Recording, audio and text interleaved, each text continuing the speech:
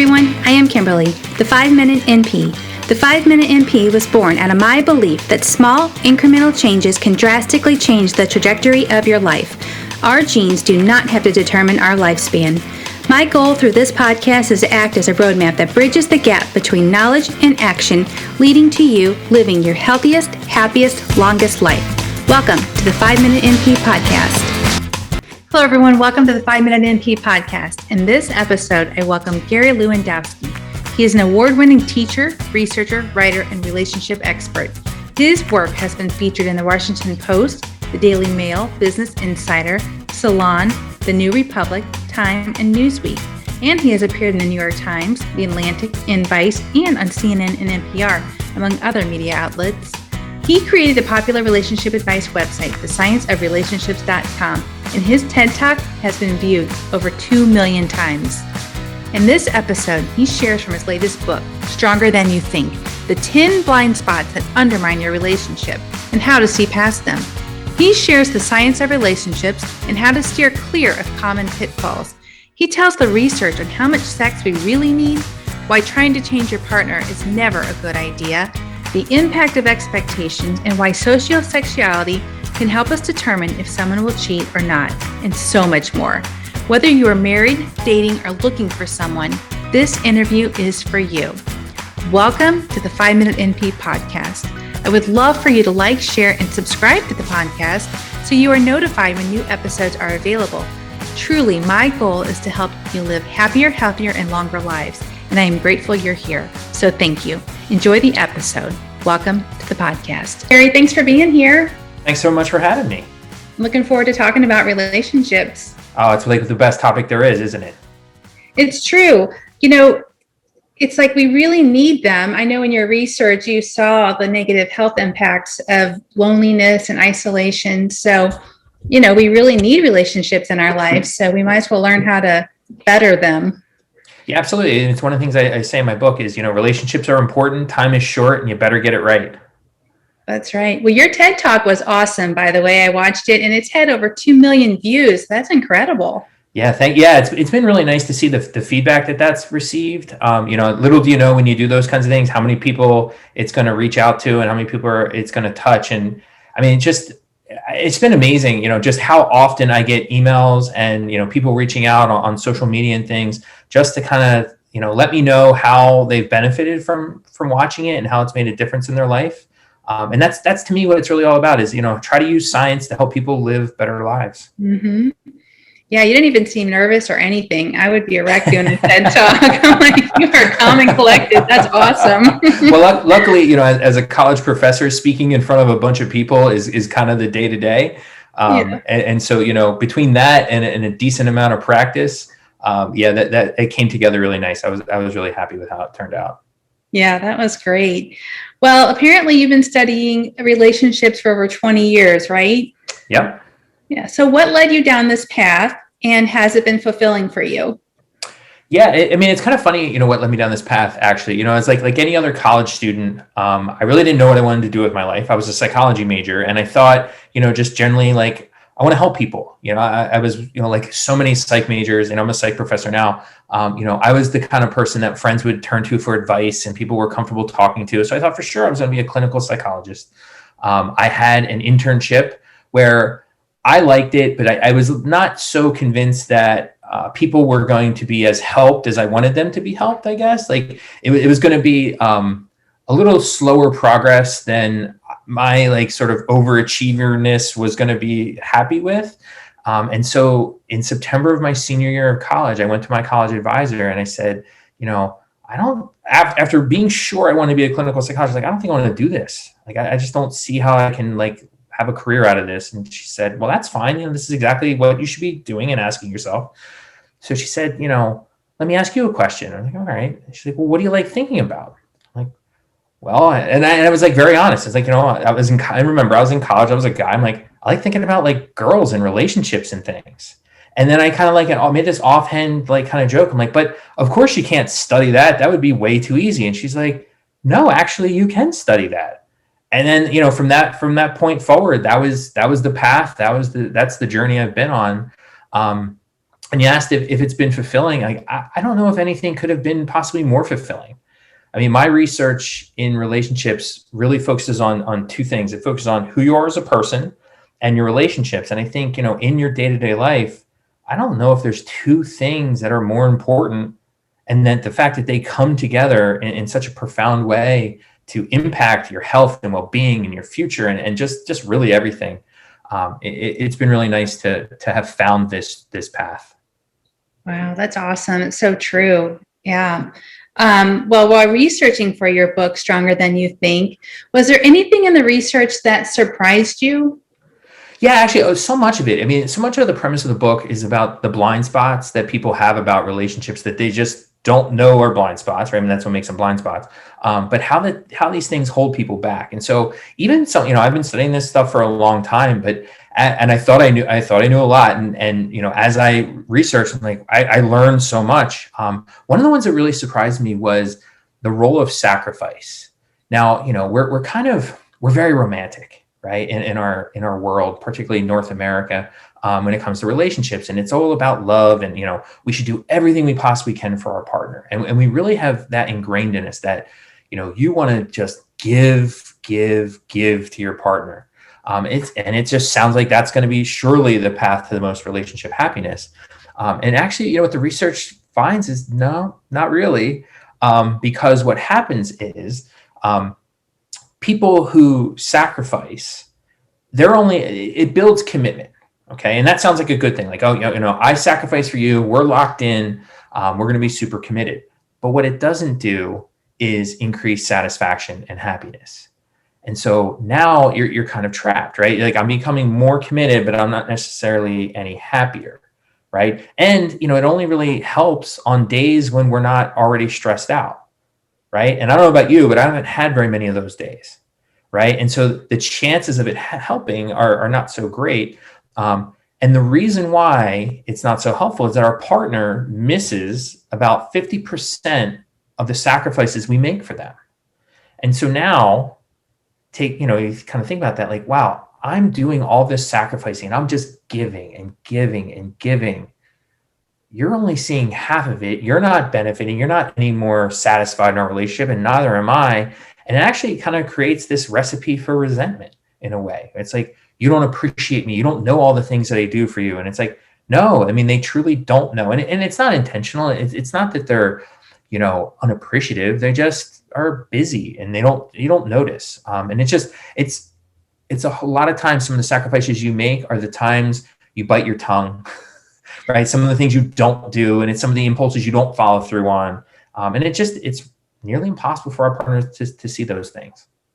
Is that where you talk about self-expansion, and how I was actually going to ask you that, like, what you meant by that? And you said if you don't get enough of it, that's what sets up putting the partner at risk for cheating.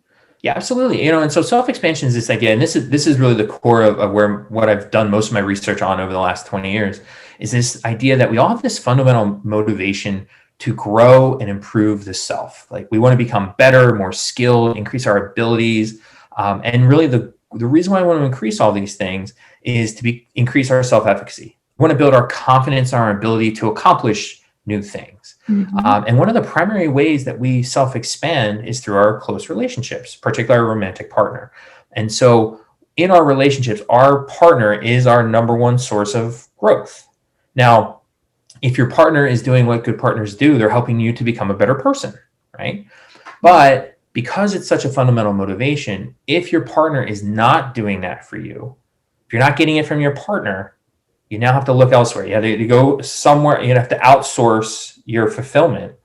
And so that's where, some of my own research has found people pay more attention to alternatives, right? So it's that wandering eye phenomenon, and sort of that grass is greener kind of perspective, where it's like, if you're not helping me become a better person, will he, is that person going to help with that? And we also know from another study that people recognize this in their relationship. And so they'll say, like, yeah, I'm not getting as much self-expansion as I want, and it makes me feel more susceptible to infidelity. Some other research we've seen shows that people actually are more likely to cheat when they're not getting enough self-expansion in their present relationship, and they're much more likely to break up. So, it really is core. And this is what I was talking before about, your sense of self and your relationships and how they go together. Your relationship should make you a better person. And if it doesn't, you're going to go find someone who will. Well, how can we get more self-expansion? Like, what things should we be doing? It's a perfect question. One of the things that we found in the research is doing what I call in the book, nice activities. So nice activities is any activity that's novel, interesting, challenging, and exciting. And so any combination of those four things is something that's going to lead to self-expansion. So, it could be going on a hike. It could be going to a restaurant and trying a new dish. It could be going on a trip. I mean, it could be reading a book. It could be, watching a podcast. It's anything that's new, interesting, challenging, and exciting. And now the great thing is, in a context of relationship, you can do all these things with your partner, right? And so we do a lot of these kinds of things early on, right? We call it dating, right? And so the ironic thing, right? It's like, what are we gonna do tonight? And so the ironic thing is, early on, we're doing all this dating, and actually that's the time our relationship doesn't need all that extra stuff, because just the fact that I don't know you, you don't know me, and we're getting to know each other is already novel, interesting, challenging, and exciting, right? And so we actually don't need to date as much early on. I'm not saying that you shouldn't, but what I'm really advocating for is keep dating, right? Throughout your entire relationship, those couple nights, any of those types of things. The other thing that we also know is, as much as it's beneficial to do nice activities with your partner, it's also perfectly fine to do them on your own, right? So you on your own, if your partner can't do it or isn't interested, and you want to go, let's say, take a pottery class, or, go learn archery, whatever it happens to be, and your partner doesn't participate in it, there's still spillover benefits for your partner. The fact that you go out and experience self-expansion, then you bring that back to your relationship, and it benefits your partner as well. I thought that was just for introverts like me that like to have our little alone time. Then we're back. We're like, I'm back. I'm a better person now. It's something, it's one of those things that seems like almost a relationship taboo, where we're almost told and conditioned, like, you can't do things for your own in your relationship. It kind of goes back to that sacrifice thing, where it's perfectly fine to have alone time. Like, it's perfectly fine to be independent, to sort of go recharge your batteries, so to speak, on your own. And you don't have to spend every waking moment with your partner and in the service of your relationship. Like, the great thing about the best relationships is you get two people who both love and respect each other and share power and are true equals. You both get to do your own thing, but then still enjoy each other's company. Right. Like, give me time to miss you. 100%, right? And that's something I talk about in the book too, is like, missing is a real important thing for fostering commitment, right? You want to give your partner a chance to miss you. And we kind of think like, oh, we want to spend every moment together. And that's great, because, our partners are very rewarding. They give us all kinds of good feelings. We love them. So of course we want to spend time with them. But giving them that chance to miss us, for us to miss the time spent with them, isn't such a bad thing either. Right? Because we know it's something that we call hedonic adaptation. We get used to things, right? And so there's this really cool research that I put in the book too about massages, right? And so they give people in a massage setting, you either go for your full 50 minutes, another condition, they went for 20 minutes, had a break, and then did another bit at the end.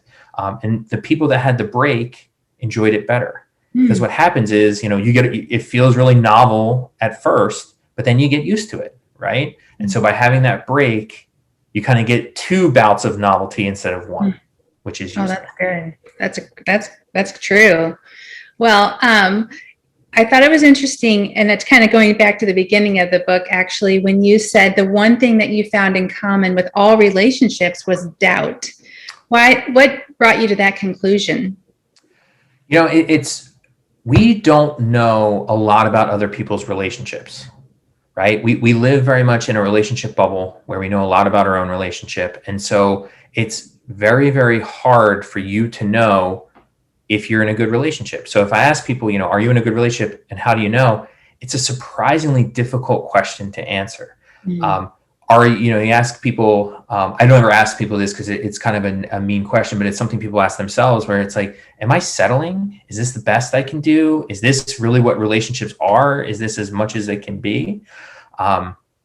It's hard to know. And so if you look at things like common Google searches, you see that some of the most common Google searches are things like, am I in a good relationship? How to know when my relationship is over? How to know if I'm in a healthy relationship? Because people don't have a wealth. I mean, we have relationship experiences, but we don't have as much experience even as we think, right? And so, having 5 or 6 relationships is nothing compared to the hundreds and thousands of relationships that, we as relationship scientists get to study. So we have this kind of big picture view of, what things can set you up for success that most people simply just don't have access to. And that's really, fundamentally why I wrote the book and why it includes many of the topics that it includes is so to help people remove the doubt. Because what I think actually happens is people are worried about things and have doubts that are largely unfounded, and they're worrying too much. And that in many ways, the relationships are better and stronger than they really think it is. And they're being too hard on themselves. And so what they really should do is, if you learn a little bit about relationships, so the fact that your partner isn't sacrificing for you all the time, and you don't see all the ways that they're supporting you, and that, some of that love has fizzled over time, aren't all such bad signs that we might normally take them to be. Yeah. And it's, I love how positive you are about like just not looking at all the negative all the time. And then you'll realize like, wow, I mean, this is pretty good. I kind of got a good thing. Yeah. And, it's like every experience in life is a mix of positives and negatives. And that's something that we really have to appreciate, is that just because you can identify some bad elements to your relationships doesn't mean you have a bad relationship. It just means you have a relationship, right? Because no one's going to be, you're not perfect. Your partner's not perfect. So you bring 2 imperfections together, it's going to be imperfect, right? And so the problem is we tend to focus too much on those negatives. And it's something I refer to in the book as problematicity, right? It's like we kind of go out looking for problems, and it just, those things always kind of capture our attention. And we too often let those capture our attention and take some of the good things for granted. Right. When we're talking about doubt, I think you kind of start getting into technology. And I felt it was so relatable because, now there's all these apps, there's Tinder, there's whatever. And you brought up some great points. You say we've gotten too picky, too lazy, there's too many choices. And yet all of these things are making us restless, and we may overlook the actual one we're supposed to be with. I just felt like that was so true. And I feel like they can also cause a lot of distrust, married or not. I mean, there's so many ways to connect and talk, and it's a bit overwhelming, I think, for relationships. What are your thoughts on that? Yeah, it's sort of, this ironic side effect of choice and options, right? And it's like you go back 20, 30, 50 years for sure, and you didn't have that many options. Like it was whoever you were in high school with. Like that was kind of your pool of dating, range. Now, I mean, it's multiply that by 1,000 easily, particularly as you mentioned with the dating apps. And so when you have all of this, choice, right? Choice is kind of a dangerous thing. And so you have all these options, and what happens is you start comparing, right? You compare your partner to these other people. The problem is you don't really know those other people. And so you're comparing your real life relationship to the best possible vision you have for that other person. And so it can really encourage you to keep looking at your own relationship as this isn't that good. Surely that relationship with those other people, and it doesn't have to be on Tinder. It's just as simple as Facebook, right, or Twitter, or any of those types of social media things. Like you just see these other relationships, and like we all kind of know that when we see things on Facebook, it's really those people's highlight reels. Right. And we see those couples and they're happy and they're loving. And it's like, that's all the stuff. They don't post the times they're fighting about the dishwasher. Right. I mean, they just don't. Right. I love what you said. You said it's their greatest hits. Yes. Right. It's absolutely what it is. I was like, that is perfect. Social media really is our greatest hits album. Right. And so we look at that and we, intellectually we know it, but when we see it and we're scrolling through emotionally, I don't think we always do fully realize that. And so it's just one of those things that encourages us to be overly judgmental and harsh and picky about our own relationship and think about trading our partner in. And so, I say in the book, our restless search for the next one can make us overlook the one, right? And so that partner very well could be the one. And so this constant searching for something incrementally better, we can really overlook something great. Yeah. So what do you think about people that are single using these apps? I feel like, they don't look beyond the picture, the superficial. So I don't know how they get past that. Like, how do you expect to find the one by just a picture? I don't know how that happens. Yeah, it certainly doesn't happen just by looking at the pictures. And I think different apps are kind of set up for different things. And, Tinder is probably the worst in terms of, relying on the picture versus some other things. I mean, some of the more, I don't know if serious is the right word, but some of the other apps and things like OkCupid or even like eHarmony, where you get a chance to really learn a lot about the person, can actually be quite helpful in some ways. Okay. The variety of choice issue aside, particularly if you're a shy person, you're not terribly outgoing, and you're going to have a hard time meeting people in other ways, meeting people from online dating and apps is actually pretty convenient. It's also really helpful because one of the things we know that helps relationships be successful is shared interests, similarity, common ground. And so, if you have really particular interests, one of the nice things about online dating is you really get to sort through some of those things. And if done wisely, you can actually emphasize personality and non-physical things more than you can from across the room at a bar, right? Across the room at a bar, you only have physical to go on, at first at least, right? And it becomes, you need multiple conversations. But then by then, those multiple conversations take place, but like so much of your emotion and like, wow, they're hot, kind of kicks in. Right. And it makes it harder in some ways. Then, if you're scrolling through on a computer, you could possibly be more intellectual and objective and like, wait a second, I don't like smokers and this person smokes. Right. Whereas like in another setting, it's like, I don't like smokers, but they are kind of hot. So we'll just see how this goes. And then you just kind of like inertia takes hold and you kind of get too far along before you can get out. Right. I guess that can kind of move us into the next thing is love is blind. I was really looking forward to talking about this part because it is so true in the beginning of a relationship. You don't see any red flags. You're overlooking everything. I mean, you've got hormones going everywhere. And I think it's hard because when people on the outside, like you mentioned in your book, the research about, your mom or your roommate might be saying, well, and you're like just overlooking everything. And I think that is so hard. And it may potentially lead us into an unhealthy relationship, maybe with a narcissist, and we're just jumping right in. Mm-hmm. So what are your solutions for that as far as trying to overlook some of that when you're in the throes of it?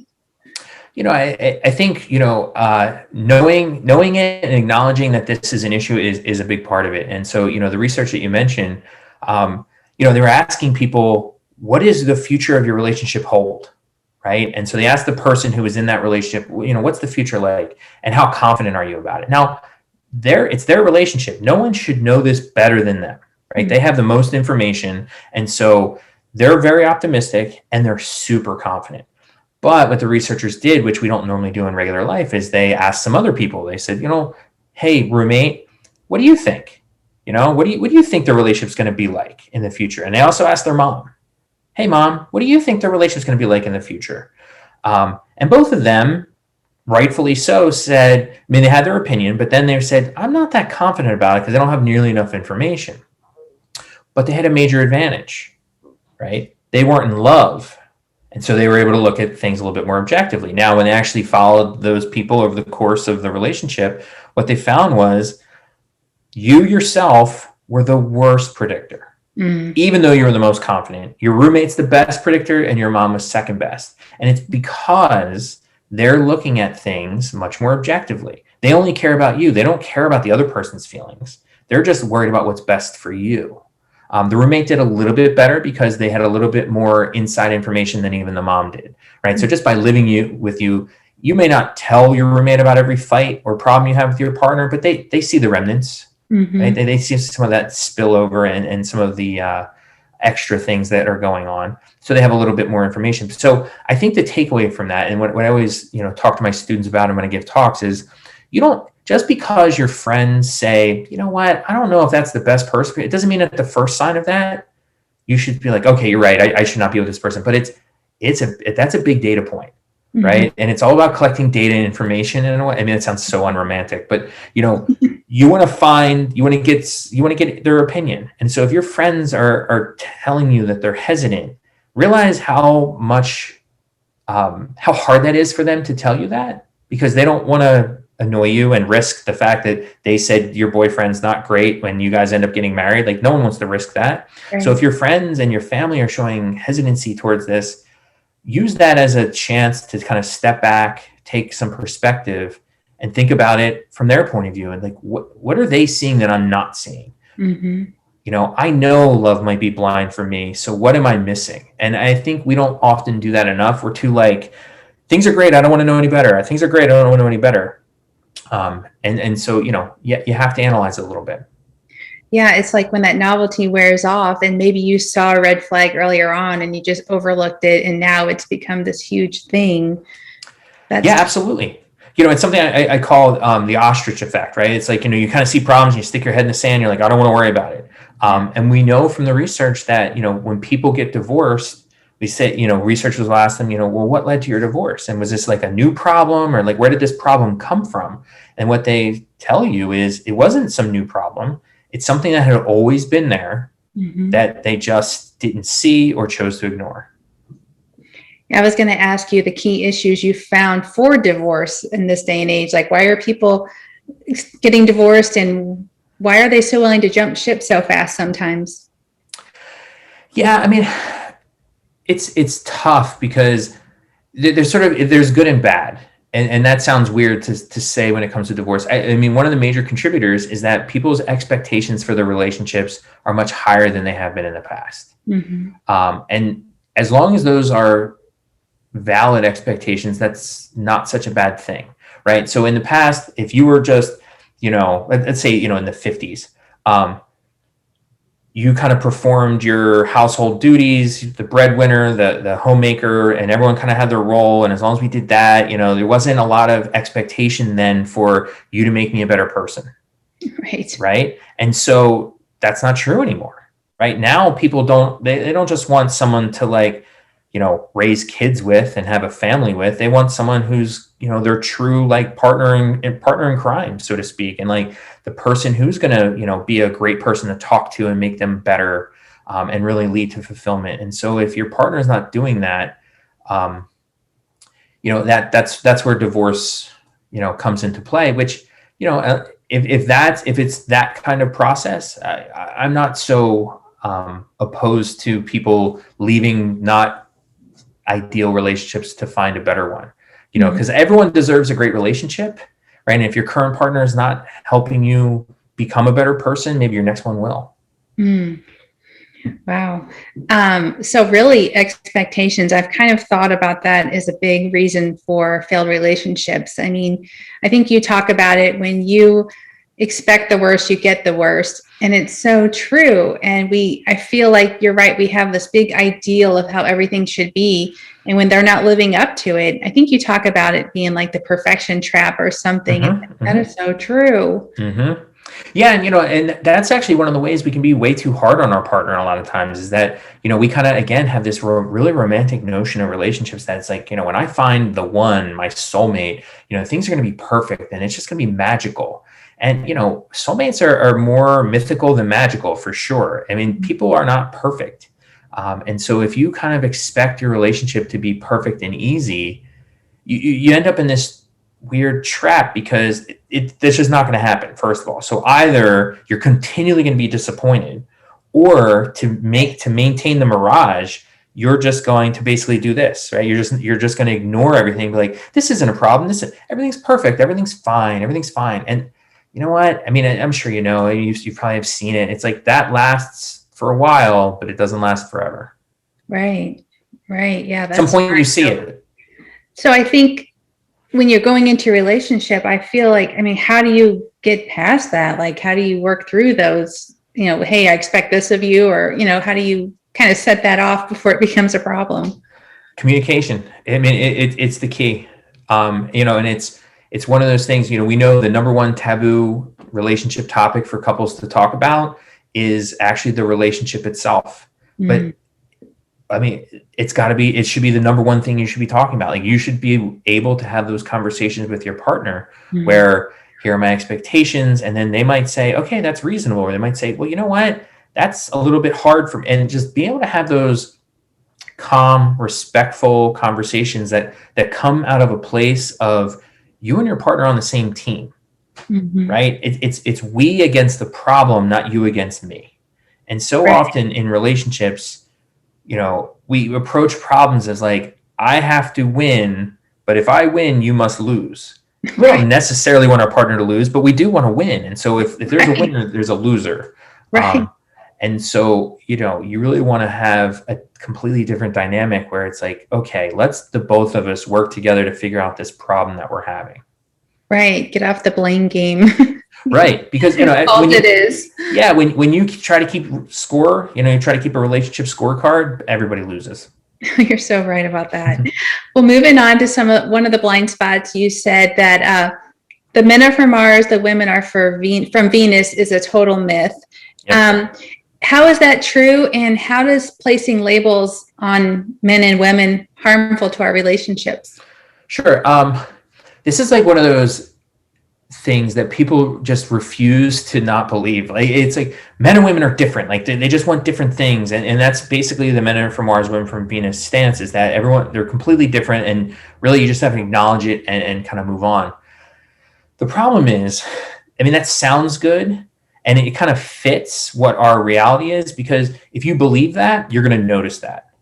So if you believe men and women are different, all the times that they're different, you're going to be like, aha, I see it. Women cry more at movies. Men cry less. Different. Okay, that's a behavioral thing, right? They are different. You might say, well, the only people I see that scrapbook are women. Men don't scrapbook. See? Men and women are different. And so you can find differences, and there are plenty of them, but there's so many more things that we're similar on. So if you look at, what men and women want in a relationship, tons of similarity. And so literally, and I cover it in that chapter, but there's like hundreds and hundreds of studies. And then there's like meta-analyses where they take all the results of all these studies, comparing men and women on a bunch of different things. And they all conclude like, nope, men and women are predominantly similar. And then there's like meta-syntheses where they take several of these meta-analyses and they bring all of those together. And they say, once again, guess what? Men and women are similar. Now, you can find some small differences, and they're significant differences. And so what that means is they're real, but they're real small. And so, men, women, we see them as completely different, where it's like, they're mostly the same. Like, there are some differences. There's some parts where they're a little bit different, but they're mostly the same. The problem with this is, if you're in a relationship with a guy and you think all guys are a certain way, don't like to communicate, short fuse, don't like parenting, whatever it happens to be. And, there's a lot of negative kind of assumptions about guys. And your partner is a guy and they're doing all those things that are negative, and you believe kind of all guys are like this because they're so different from women.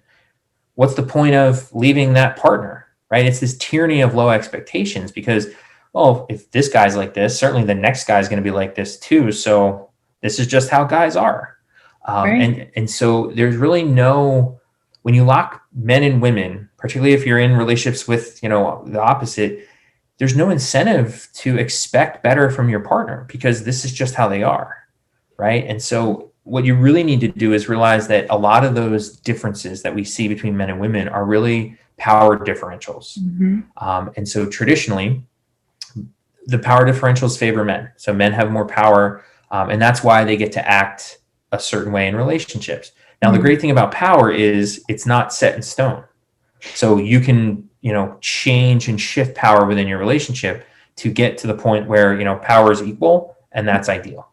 You're so right about the beliefs. You hear, men just want sex, women want love, or, and I think it's hard once this is instilled in you. It's like say, for instance, for example, my mom, men are just not trustworthy. Right. They cheat. All men's going to cheat given the right opportunity. Well, that stuff's tough to overcome as an adult, because you have this perspective of like, oh. Sure. Yeah. And what happens is, these expectations don't just lie there. They activate, something we call confirmation bias, right? So if you believe, for example, all men are going to cheat, you might be with the most faithful person ever, but you're going to be looking for signs of potential cheating. Now, you're going to find them. If you look for things, you're going to find them, and it might be completely innocent behaviors. Now, they're still not cheating, but now your partner, who is faithful but is being doubted, feels like you don't trust them and don't respect them, and it's going to get you one way or the other. Right. Yeah, it's so true. Well, you talk about something called sociosexuality, Mm-hmm. and so how does this information help us? And you say it's, knowing this information can help us determine if somebody's going to cheat on us. Sure. So sociosexuality, it's one of those things I talk about in that chapter about men and women being different. And so what I do in every chapter is kind of point out the problem with how people think currently, and then show how to think about these things better using science. And so rather than thinking about men and women being different and putting people in the categories, what I advocate for in that chapter is to start thinking in a continuum and start thinking in terms of psychological variables. And so this particular one, sociosexuality, is this idea that to what extent do you see love and sex as being the same thing or completely separate things? And so that variable actually tells you more about whether someone's going to cheat and, their proclivity for sexual, things, much more than knowing if they're male or female. So someone who has high sociosexuality and sees love and sex as different, they're going to be more likely to cheat, right? Because cheating is about sex and love is about our relationship, and there's two separate things, so they can kind of justify doing those things. Now, generally speaking, men have more they're higher in sociosexuality, but not exclusively. I mean, women who are high in sociosexuality are more likely to cheat. And so when you can figure out the psychological variables, you're going to have much more insight into people's behaviors rather than boys cheat, girls don't. Because right. That's clearly not true and an oversimplification. So it's going to lead you to miss things.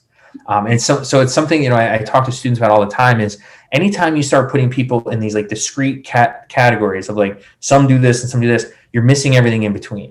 And so if you want to be as sensitive and as observant and as accurate, importantly, as possible, you want to see things on that continuum. And so sociosexuality in this particular instance is one way to do that.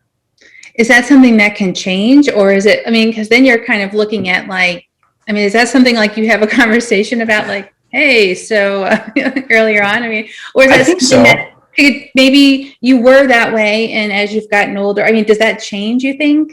I think, to some extent, a lot of these things change over time and they evolve over time. And so you might have a certain perspective at a certain point in your life and then another one later. But you asked, is this something you talked about earlier? I said, yeah, like that's my goal, right? I think is if you read this book and you learn all this new information about relationship science, not only is you're going to see in there, it says basically like you should talk more to your partner about these things, but it gives you the things that you might want to talk about. It's like, just it's like a philosophical conversation. Like, do you think it's possible to have sex without being in love? Is it as enjoyable to have sex if you're not in love, right? What a great kind of thing to think. And, you can learn a lot. Now, they say yes, and you're like, I gotta go. Right.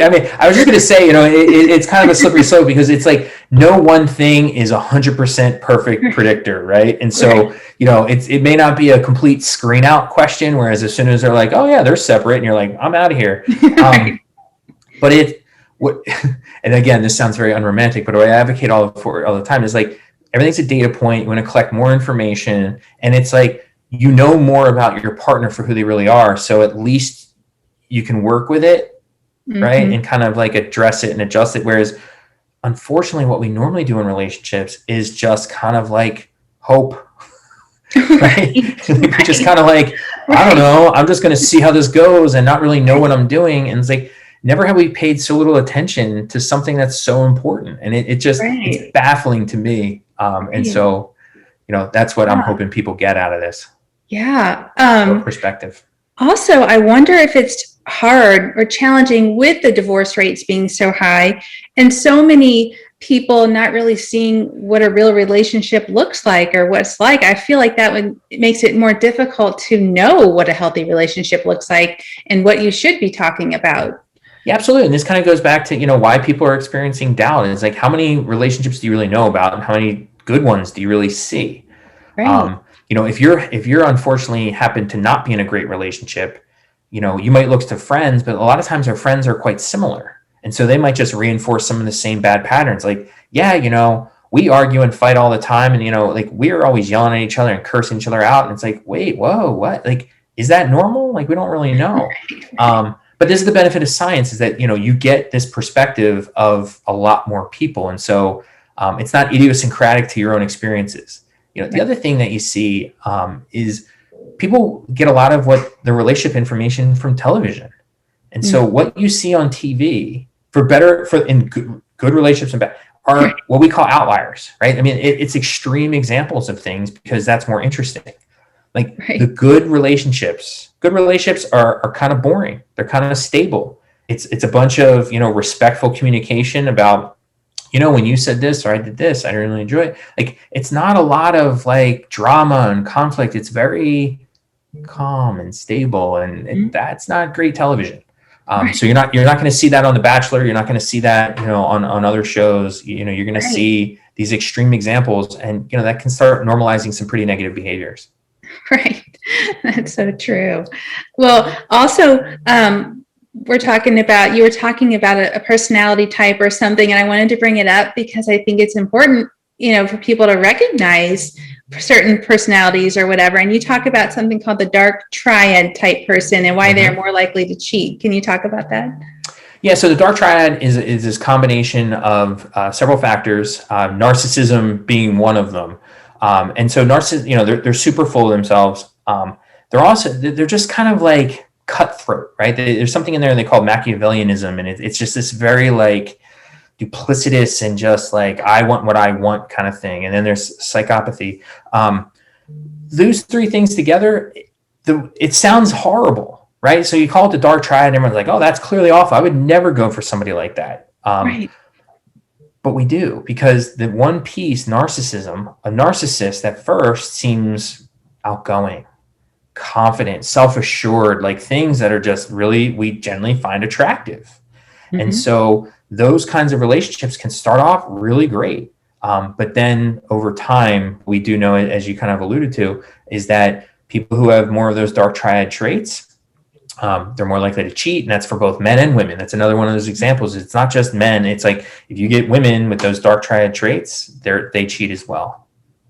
Yeah, I think that's tough. I don't know if you know who Ross Rosenberg is. He's a psychiatrist or something too, but he said, he wrote the book about that, and he said that your soulmate becomes your cellmate if that type of person. It's so true, because they can be so charismatic and sweep you off your feet, and that's a tough thing. So I think you kind of need to start looking for those personality traits before you jump in too deep. Yeah, because it's a little bit of fatal attraction, because, that confident, self-assured partner, the guy who approaches you at a bar or a social setting to compliment you and ask you out, that's generally, that's a more, narcissists are more likely to do those kinds of things. Certainly not everybody that does that is a narcissist, but a narcissist is more likely to do that kind of thing. And so that's attractive. That's appealing. We like other people that like approach us and things. That the introvert who's going to be, your best friend, and they're going to be like that solid long-term relationship partner, might not be as likely to, approach you in public. It's going to be a little bit harder. And you also mentioned they're more likely to try to steal you from your mate or steal somebody away from their mate. Like, there's no boundaries there. Yeah, because they're very self-centered, right? And so, again, early in a relationship, they're wonderful, and early in a relationship, you kind of adore your partner, and so, as you're adoring your narcissist partner, they're just eating it up. They're like, yeah, I am great. Like, I like being put on this pedestal. And that's natural early on. It should be both, bi-directional. You should both be doing that to some extent. But what happens is, as you get into the longer term phase of your relationship, your partner doesn't live on that pedestal in the same way anymore. But for a narcissist partner, that's problematic, right? It's like, wait, what happened? Like, I thought I was wonderful, and now you're saying I'm a little less than wonderful. I might not be, like, and so that it starts making them, think I got to look somewhere else. Right. That's so scary. It happens so much. It's so common. Mm-hmm. Well, when it comes to the blind spot of sex, what do you say about that when it comes? Is it quality or quantity? Oh, it's definitely quality that matters, right? And so often people get fixated on quantity, right? And like what we know from the research again is sexual frequency is not really related to relationship satisfaction, right? Because it's study after study after study keep showing the same pattern, and so what we find out is it's ironic. People in bad relationships, the quantity of sex more relates to relationship satisfaction. So it's more one of those things where like the more sex you have helps relationship satisfaction, but only when your relationship is going bad. It's people kind of use it as this solution to problems, particularly women in bad relationships. But you might think, well, that's correlational, right? It's like, so, maybe some people aren't having a lot of sex and maybe they're not satisfied, but like, what happens if like we take couples and we give them like a sex challenge, right? You've seen sex challenges like, oh, have sex every day for a week, or if you're feeling more ambitious, maybe a whole month.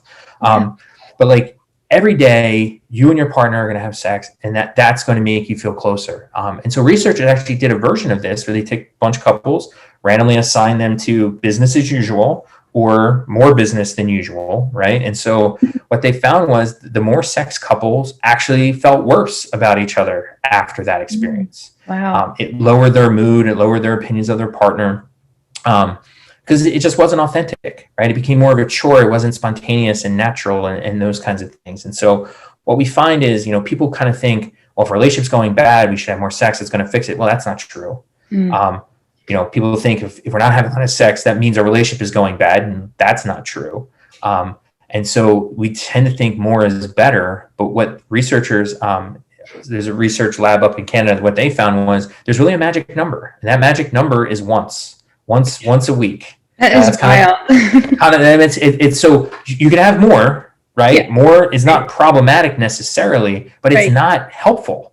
Right. But as long as you're once a week is enough to kind of keep those feelings going, and not feel guilty about how much you aren't having. And so, that's a pretty reasonable number to aspire to.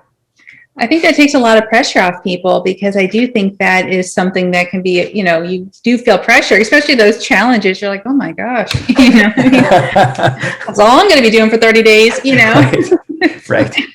I used to like it, but now. Right. It starts to feel like work. Right. So when it comes to, one of my favorite chapters was about changing your partner, because I feel like this is huge. And I found it so interesting what you said about be careful about being too pleased for your partner to be willing to change, because it can be a bad sign. What did you mean by that? And what happens when we try to change our partner? So, if you happen to be one of those partners who is looking to change, mold, craft your other half into a better person, you might be just thrilled when they're like, okay, I will do whatever you want, right? Your suggestions I love. I will be the person you want me to be. And so, if your partner is really buying into your fixer-upper plan, that might seem great, right? What's better than, sort of a willing participant? Right. But someone who's that willing to change who they are and fundamental things about their personality, it should be a major red flag, because it means that person is not very sure of who they are. And what we know from other research is that someone that has low self-concept clarity, or someone that is not so sure of who they are as a person, they have a lot of other problems that are probably bigger than the problems you're trying to fix. And so again, it kind of goes back to something I said earlier. It's like best relationships are between two equals. I'm who I am, and you love me for who I am. You're who you are, and I love you for who you are. And so when you're trying to change your partner, you're basically saying, I love you, but there's some conditions attached. There's some things that, if you change, I will love you more. And as much as it seems like, your partner 2.0 plan comes from a good place of like, I only want you to be a better person. I only want what's best for you. The problem is a lot of times the tactics that we use to help our partner become better are not great. Right. It's nagging, it's guilt, it's pouting, it's a lot of manipulative kinds of tactics, which clearly are bad. But even then, even if you say, well, look, I'm better than that. I'm not going to do any of those negative things to help my partner get better. I'm going to use just good positive reinforcement, right? Every time they do something good, I'm going to be super nice to them. And that's going to help them change. And so that's better, but only like a little bit better because it's still conditional. It's still saying to your partner, like, I love you as long as you do these certain things, not the best situation, which is I love you for you, flaws and all, which is better. It's hard. It's kind of hard sometimes to accept all those flaws, but then you got to look inward too, because you have them. I think that's true. You have to, do self-reflection. Exactly. And it's not that your partner can't change and those flaws are kind of set in stone, but the flaws that they fix have to be the things they want to fix. And then once they identify those things, you have free reign to be their cheerleader. It's something we call in the book the Michelangelo Phenomenon, where it's like your partner identifies something they want to change and improve, and you help them, right? Okay. You support their, it's kind of like they have an ideal version of who they want to be, and you support them in that vision.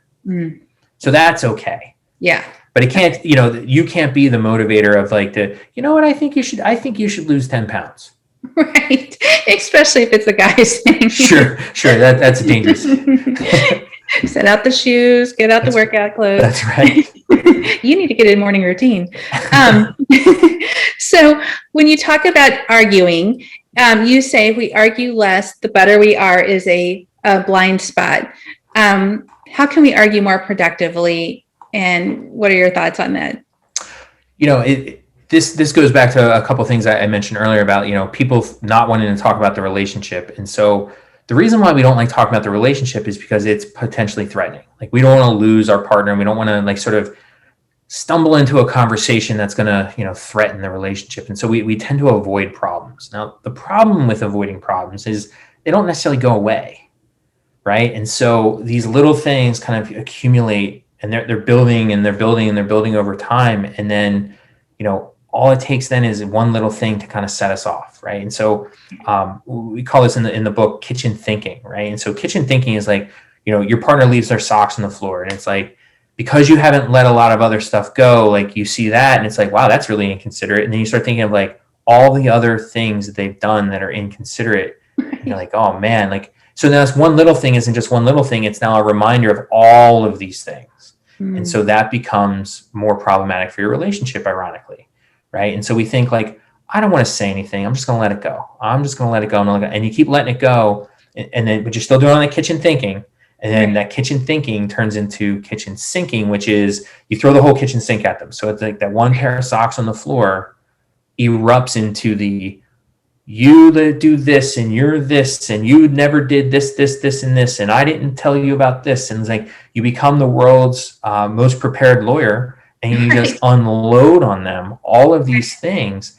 And not only is it's overwhelming, it feels completely unfair because in their mind, all they did was leave socks on the floor. It makes you seem like a little bit unstable. But even if your partner authentically wants to address your concern, where in the hell would they start? Right? You just listed 10 different things. And so rather than being reasonable and wanting to deal with it, almost no one would do that in that situation. We instead get defensive.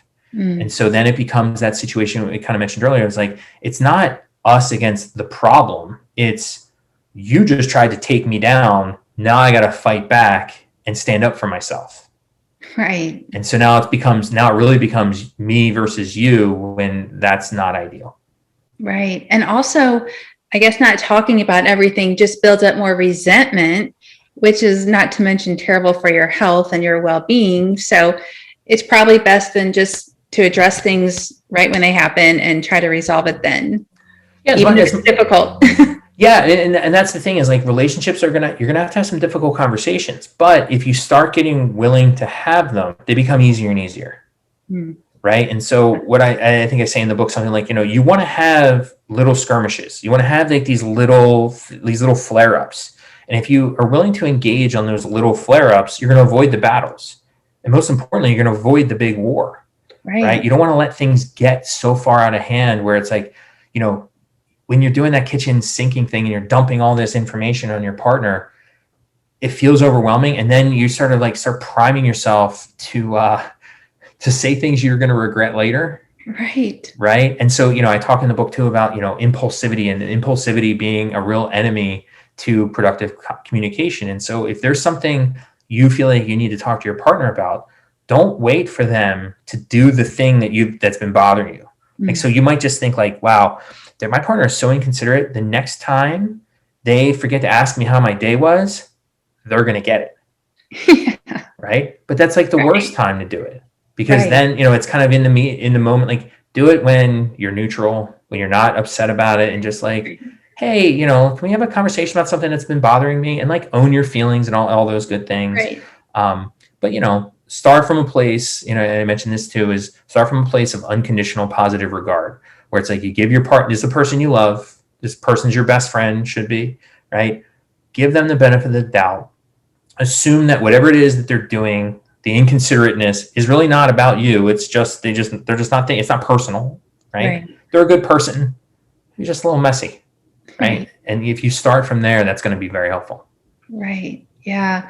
I think that when you let everything blow up, you're more likely to throw in the towel too. It's like, it gets overwhelming. You're like, everything's wrong with them. I'm out of here. Yeah. It's like, think about in life when like everything starts feeling overwhelming. What do you want to do? I quit. Yeah, right. I'm out of here. I'm out of here. And that's not how you want to treat your relationship. Right. Well, the last blind spot you talk about is actually, I think, what your TED Talk was really about. And it's, if we break up, I'll be broken. And you don't think that's true. And why? How does it help us? So let me preface this by saying every breakup has bad feelings, right? So it's like I was saying earlier, like there's nothing that's 100% good. There's nothing that's 100% bad. And so a breakup is going to be challenging. Even the very best breakups are going to be challenging. But what I kind of noticed in my career, and what led me to do research in this area, is that at the time when I started doing some of this stuff, pretty much all the research just focused on the bad side of a breakup. And so if you ask people how lonely they were, how depressed they were, how upset they were, they would tell you that they were all of those things. But no one was really asking about the good side. And so could you feel relieved? Could you feel more freedom? Could you feel empowered? Could you feel wiser? Could you, those positive feelings? And so what I started doing was just simply asking those questions. And so the study that I mentioned in my TED Talk, we just asked people, we didn't lead them and say, how bad did you feel or how good did you feel? We just said, how did the breakup affect you? And so we took a bunch of people who had just broken up in the last 3 months and who were still single. And so if anybody should be the most sad and devastated, and they had ended relationships that were on average at least 1.5 years, right? So I mean, it's not divorcees, but they were like daters, but they should still it's fresh, right? They haven't found anybody new, so this should be bad. In that group, 1 out of 3 said overall the breakup was negative. And you're like, oh yeah, there you go. Breakup's bad. Right. The thing was, more people said that the breakup was positive. Right. So it was like 40% said this breakup was a good thing for me. And the rest were neutral. And so you actually end up with about 60%, 66% or so that said the breakup was either neutral or good. And the idea here is that, when we think about breakup, we think of it as it's going to be such a bad thing. And some other researchers have done what is one of my favorite studies still to this day, where they ask people, how bad is your breakup going to be? And then they actually followed them over time and then waited for them to break up and then said, okay, so how bad was it? And what they found was people mispredicted and planned on being more devastated than they actually were.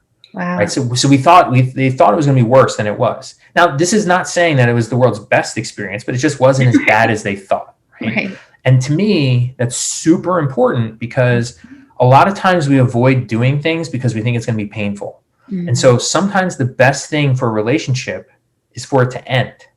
And so if we think it's going to be so much worse and devastating than it might actually be, it might encourage us to stay with relationships longer than we should.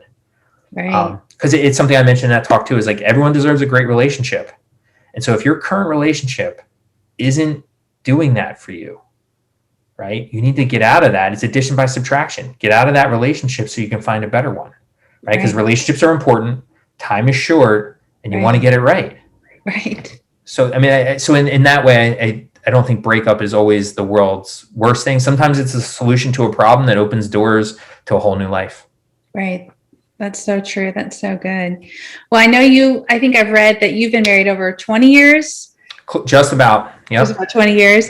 So I know you have a lot of experience in all your research. So, but what are 3 or 4 things that you can leave us with today that would help us be more successful in our relationships?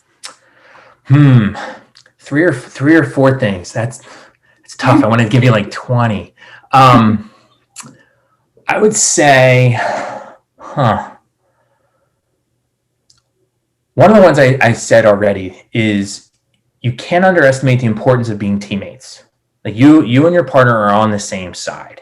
And so when you treat your relationship and problems that you encounter as you're both on the same side, that's a really powerful thing.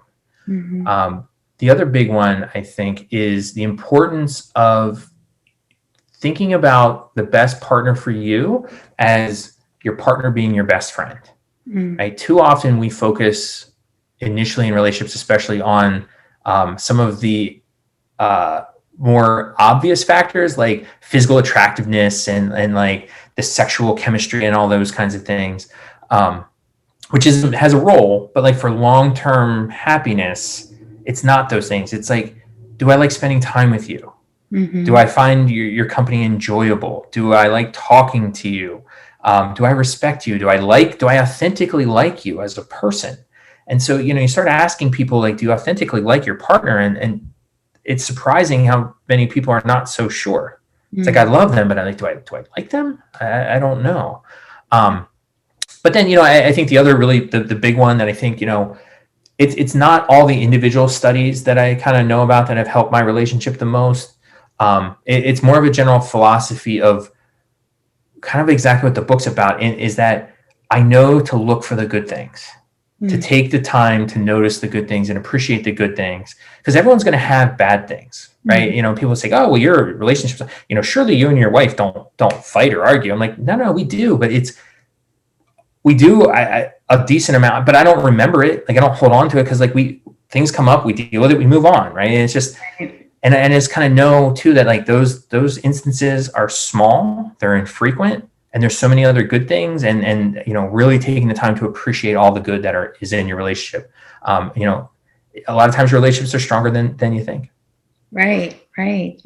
Well, I thought your book was great. I learned a lot from it, and I think everybody should read it. I'm going to post the link to your TED Talk and the book. Awesome. Because I found it was really helpful. Because you do start to think, you start having self-awareness, and you're like, oh yeah, that's so true. I do that. So very helpful. And well, if you're up to it, I thought it'd be fun to do like a little rapid round with just 3 little questions that maybe weren't in your book, but you probably are, you've studied this a lot. Okay. So first question, does sex on the first date help or hurt chances for a potential longer lasting relationship with that person? Hurt. Okay. I don't know. Do you want me to go beyond that, or am I supposed to go quick? I just wonder, because I feel like, in this younger generation with all of this stuff, it seems like everybody's just like jumping in so fast. And I just wondered, like, in my opinion, I would think that would ruin the chances of a longer relationship. Yeah. It depends on what kind of relationship you want, right? If you're really you're looking for a short-term relationship, it's not going to hurt at all. That's exactly kind of what you're establishing. But like for long-term fulfilling relationships, the passion will get you together, but what keeps people together long-term is that best friend stuff. It's what we call companionate love. And so if you're early in your relationship, establishing the primary way that you guys are connecting is sexually, that passion is exciting for now, but that fizzles. It always fizzles. We get used to everything. And so that's going to fade. And so if you're banking on that to keep your relationship going, it's a dying industry. Like, that's just not going to last. Okay, that's what I thought, but I just didn't ask. And then, once a cheater, always a cheater. True or false? What have you learned about this? I mean, clearly not for everybody, but one of the things we're really fond of saying in psychology, because it's true, is the best predictor of future behavior is past behavior. So if you've cheated in the past, does it mean you're definitely going to cheat? No, it doesn't mean definite, but your chances are much more likely, right? So, I'll say to people, that are in relationships that they were the other person, like their partner left somebody for them. I mean, that's, you gotta, so that person cheated. So now, is it possible that they're going to cheat again? Well, it's hard to do something the first time, but then the second time it's a lot easier. Right? It's like, it's the same with divorce, right? Divorce once, that the first one, but then it's a little bit easier the second time. And, it's like anything. Wow. Yeah. I just wondered what the research actually showed, because you hear that and then you hear, no, that's not really true. And I think that's important for people to know, when you're going into something, like what was their past like? Yeah. And I think the important thing, and what this kind of points out a little bit, is like science is never going to be able to give you like a 100% guarantee rule where it's like, once this. But what I always say to students too is like, what science does do is it kind of helps you understand the percentages. So the percentage play is, if someone has cheated in the past, you want to bet, are they going to cheat again in the future? Bet yes. It's not a guarantee, but that's where the percentages are. Wow. Okay. And is love at first sight possible? No. Not, well, it depends on what you mean by love, but for what I consider love is that long-term companionate, respect, trust, best friend kind of thing. That is not possible at first. What's possible at first sight is lust, physical attraction, sexual interest, those types of things.